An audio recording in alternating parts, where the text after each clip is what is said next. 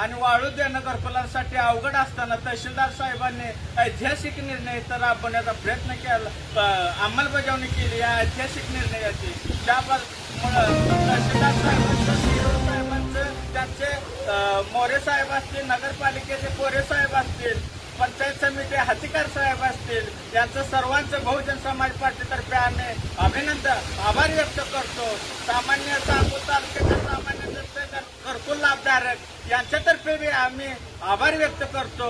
अशी लढाई आम्ही कायम लढत राहू, पण जनतेचीही आम्हाला सहकार्य भेटलं पाहिजे. आज वाळू मोफत मिळत असताना या वाळूचा दुरुपयोगही झाला नाही पाहिजे, अशी नागरिकांनी दखल घेतली पाहिजे. कोणी वाळूधारक जर का चोरी करत असेल तर सामान्य नागरिकांनी त्याला सांगितलं, तहसीलदार साहेबांना सूचना केली पाहिजे, तलाठी साहेबांना सूचना केली पाहिजे. ही वाळू ही आपली मालकी आहे, त्यामुळं सामान्य नागरिकांचंही कर्तव्य, तो पैसा आपला, वाळू आपले. त्यांनी तहसीलदार साहेबांना सांगून जी ही वाळू उपलब्ध राहणार आहे ती फक्त घरकुल लाभार्थ्यांना दिली जाईल, याच्यासाठी सामान्य नागरिकांनाही दखल घेतली पाहिजे.